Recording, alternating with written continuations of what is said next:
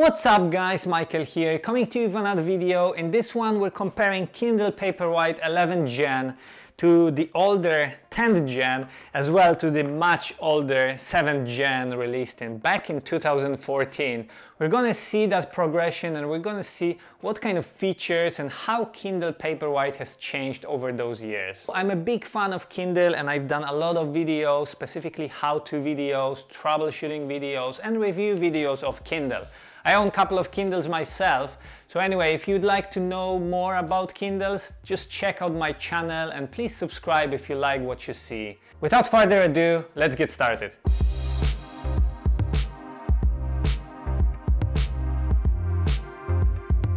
So here we've got it guys, starting from the right, we have the latest Kindle 11th gen released in 2021. Then we have Kindle 10th generation released 2018, so 4 years ago. And then the oldest out of the group, Kindle 7th gen released in 2014. Now, how do they compare? Let's have a look. So obviously the 10th and 11th gen very similar in terms of flash design. However, as you can see, the screen is much bigger, 6.8 inches versus 6.4 inches. So as you can see from the 7th generation here, it came a long way, as this old design had the frame up here and all the dirt could get into the way, which also brings us to waterproofing. The 7th generation was not waterproofed versus 10th and 11th are. So you could dip your Kindle for a minute or two in the water and it wouldn't be a big of a deal. Let's talk about storage. So from 7th gen, we're talking 4 GB versus 8 GB and then 8 GB on the 11th edition. Honestly, I'm okay with 4 GB. I don't see a reason to have 8 GB, and most of my books, which I have hundreds of, are easily stored on 4 GB. That being said, if you're also maybe downloading audiobooks, the 10 and 11 would be much better. Which brings us to another feature, which is Bluetooth. So 10th gen and 11th gen allows for Bluetooth. So if you have Kindle Unlimited, you can easily hook up your headphones and listen to books. Now let's have a look how quickly they start so we could compare the processing power. So I'm just gonna switch on Kindle here. We have to swipe it. Okay, fairly quick. So let's see how the 10th gen compares. Press of a button and it's on. Okay, and then 11th gen. Yeah, I could say that this is a little bit quicker. Okay, so let's open a random book and see how quickly it opens up. Okay, I think you could see that the 11th gen Kindle was much faster. Let's see how turning the pages is.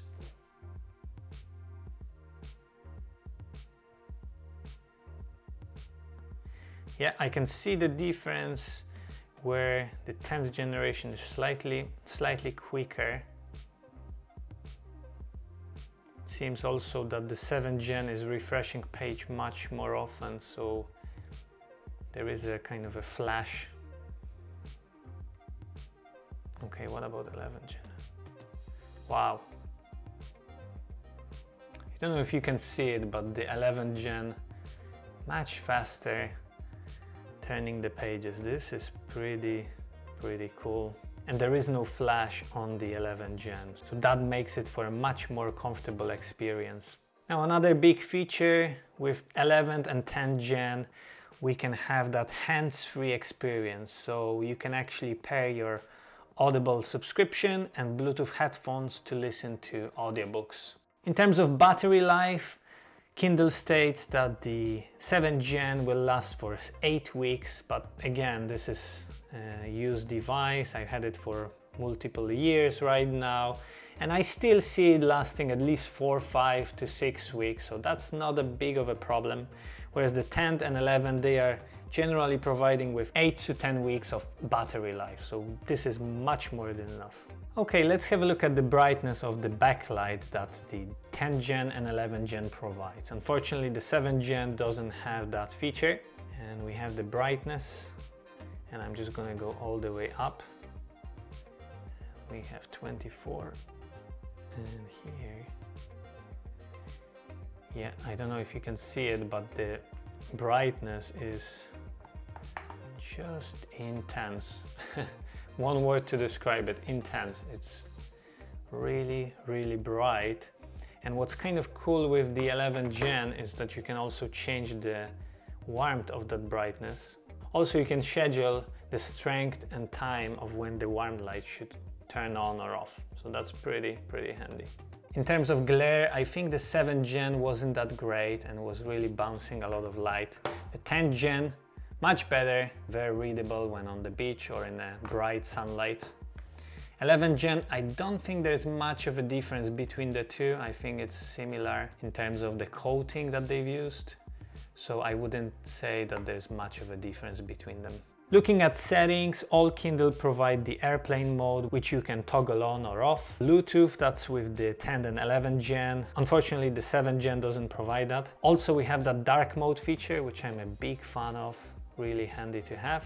Another feature would be charging cables used. Obviously for the 7th gen we're talking micro USB. The same goes for the 10th gen. However, with the new 11th gen Kindle we have that new USB-C charging, which is currently the main charging type for most of the products. In terms of size, we can definitely say that the 7th and 10th gen very similar, and with 11th gen we can tell that it's a much bigger design. However, it is also a much bigger screen, so nothing to complain here.